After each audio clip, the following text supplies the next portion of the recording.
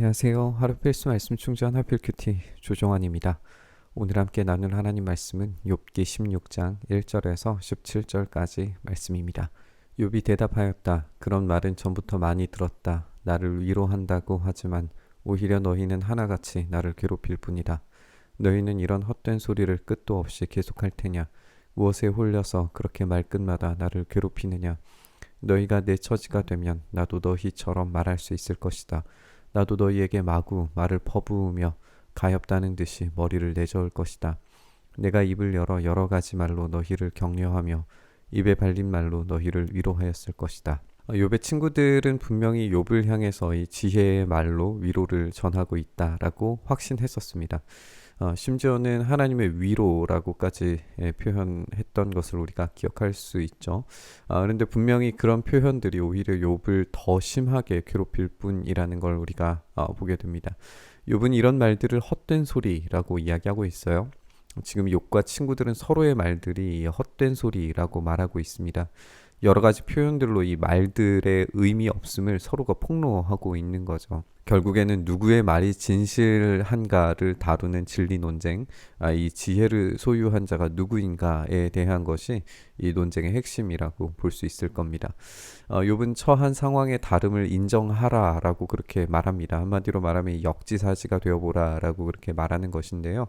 욥도 친구들의 입장이 되었을 때 이 말들을 퍼붓고 가엾게 여기는 행동 등을 할 수 있다. 라고 그렇게 말하면서 위로가 아닌 경멸을 퍼부을 수 있다라고 그렇게 이야기하고 있습니다. 이것은 지금 욥이 당하고 있는 상황이 경멸을 받고 있다는 사실을 돌려 말하는 것이죠. 그만큼 지금 자기를 위로하는 말이 아니라고 이야기하고 있는 겁니다. 내가 아무리 말을 해도 이 고통이 줄어들지 않습니다. 입을 다물어 보아도 이 아픔이 떠나가지 않습니다. 주님께서 나를 기진맥진하게 하시고 내가 거느리고 있던 자식들을 죽이셨습니다. 주님께서 나를 체포하시고 주님께서 내 적이 되셨습니다. 내게 있는 것이라고는 피골이 상접한 앙상한 모습뿐입니다. 이것이 바로 주님께서 나를 치신 증거입니다. 사람들은 피골이 상접한 내 모습을 보고 내가 지은 죄로 내가 벌을 받았다고 합니다. 욥은 다시금 자신의 상황을 재진술합니다. 하나님은 모든 기운이 사라지게 만드시고 자식들을 죽이셨습니다. 이어지는 8절의 진술은 아주 구체적으로 하나님께서 욥을 향해 이 적대적 행위를 하고 계신다라고 그렇게 하소연하고 있어요. 지금 욥은 피골이 상접해서 하나님께서 치셨다라는 것이 드러나 보이게 되었습니다. 욥은 분명히 하나님께 치심을 당했어요. 하지만 우리가 아는 것처럼 이것이 죄의 결과는 아닙니다. 그런데 욥이 항변하는 것처럼 사람들은 지금 욥이 치심을 당해서 피골이 상접한 것이 이 죄에 대한 대가라고 생각하고 있다는 걸 이야기하고 있습니다. 아무 이유 없이 하나님으로부터 치심을 당해서 해골처럼 변해가는 한 인간을 어떻게 이해할 수 있을까요? 차라리 죄로 인한 대가라고 말하는 편이 편리할 겁니다. 하지만 욥은 그것이 결코 진실이 아니라고 항변하고 있는 중이에요. 아무 이유 없이 당하고 있는 겁니다. 무슨 이유인지 욥은 알고 싶은 거죠. 지금 피골이 상접한 내 모습과 죄가 연결될 이유를 좀 알려달라라고 하나님께 호소하는 겁니다. 분명한 것은 욥이 느끼기에 이런 일이 벌어진 이유가 하나님이 자신을 적으로 삼으셨기 때문이라는 겁니다. 물론 이것도 욥기 마지막에서 하나님께서 말씀을 통해서 욥의 이런 생각이 틀렸다라는 것을 밝히시겠지만 지금 현재의 상황에서 욥은 선명하게 자신을 적대하시는 하나님을 느끼고 있습니다. 주님께서 내게 분노하시고 나를 미워하시며 내게 이를 가시며 내 원수가 되셔서 살기찬 눈초리로 나를 노려보시니 사람들도 나를 경멸하는구나. 욕하며 뺨을 치는구나. 모두 한패가 되어 내게 달려드는구나. 하나님이 나를 범법자에게 넘겨버리시며 나를 악한 자의 손아귀에 내맡기셨다.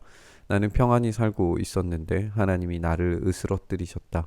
내 목덜미를 잡고 내던져서 나를 부서뜨리셨다.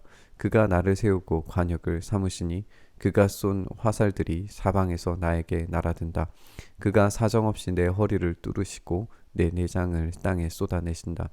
그가 나를 갈기갈기 찢고 또 찢으시려고 용사처럼 내게 달려드신다. 하나님께서 적이 되심으로써 이 하시는 미워하시는 일들의 결과가 쭉 설명이 되는데요. 분노하심, 미워하심, 이를 가심, 원수가 되심, 살기의 눈초리로 노려보심, 이런 것들로 이제 일어나는 과정들을 쭉 설명을 합니다. 이렇게 됨으로써 이제 일어나는 것들이 사람들의 잔인한 반응들인데요. 사람들은 경멸하고 욕하고 뺨을 치고 달려듭니다. 악한 자들의 소나기에 하나님께서 내 맡기신다라고 이렇게 말하고 있습니다.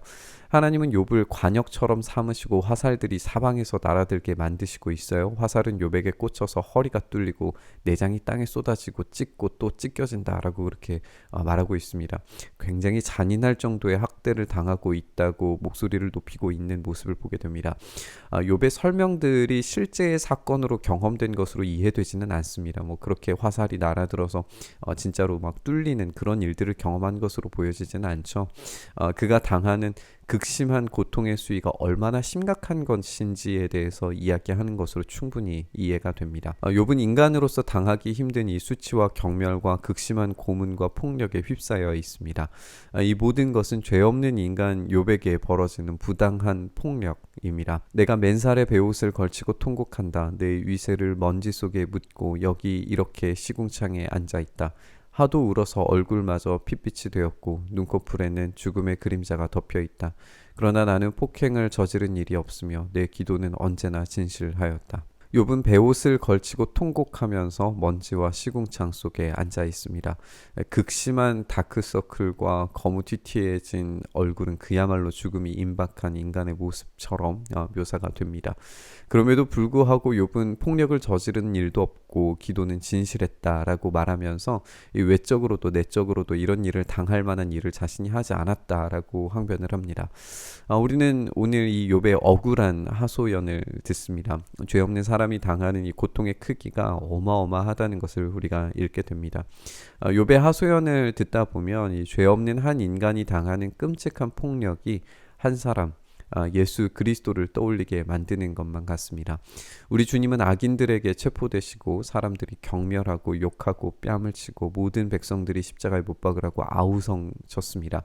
진짜 범법자처럼 이 로마 법정에 넘겨지셨고 악인들의 손에서 불공정한 심판을 당하셨습니다. 우리 주님은 손과 발이 못으로 뚫리셨고 창으로 허리가 뚫리셨습니다. 그리고 물과 피가 다 쏟아지셨죠. 그분의 얼굴은 맞아서 일그러지셨고 죽음의 고통으로 하소연하셨습니다. 나의 하나님 어찌하여 나를 버리시나이까.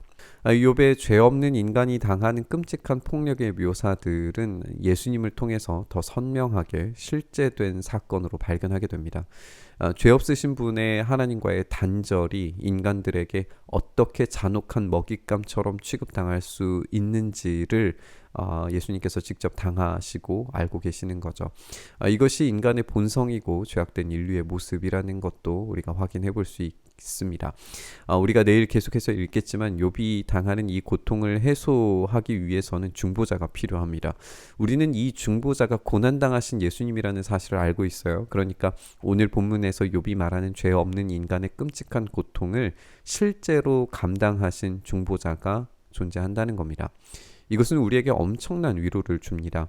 우리가 그런 최악의 외면당함과 경멸과 멸시를 당하고 끔찍한 고문에 가까운 폭력을 당한다 하더라도 그 모든 아픔을 알고 계시고 경험하시고 깊이 공감해 주실 분이 계시다는 거예요. 그분은 죄 없으신 분으로서 그 고통을 당하심으로써 우리의 고통을 이해하십니다. 그렇기 때문에 중보자이신 예수 그리스도의 십자가 사역이야말로 우리를 참되게 회복시키고 위로하시고 다시 소망을 갖게 만드시는 위대한 사건입니다. 오늘 우리가 당한 아픔과 눈물과 슬픔에 대해서 하나님께 진실한 마음으로 호소했으면 좋겠습니다. 그분은 우리를 아시고 긍휼히 여기시고 기꺼이 우리 아픔에 동참하십니다. 그 참된 위로 속에서 부활의 소망을 바라보면서 우리 묵상의 자리로 나아가시죠. 주님께서 당하신 그 고통의 크기와 그 단절의 의미를 우리가 다시 한번 생각합니다. 우리가 당한 아픔과 고통을 기꺼이 공감하시며 우리와 함께 아파하시며 우리를 위하여서 중보하시는 주님의 사역을 우리가 이 시간 감사로 기억하며 주님 앞에 나아갑니다. 주님, 우리의 사정과 형편을 아시는 주님께 간절히 호소하오니 우리의 아픈 시절, 우리의 아픈 상황, 우리의 삶을 불쌍히 여기셔서 주님의 위로로, 주님의 능력으로 함께 하시고 우리를 일으켜 주시옵소서. 그 소망으로 우리에게 가득 차게 하시기를 간절히 바라고 소망하며 우리 주님 예수님 이름으로 기도드리옵나이다. 아멘.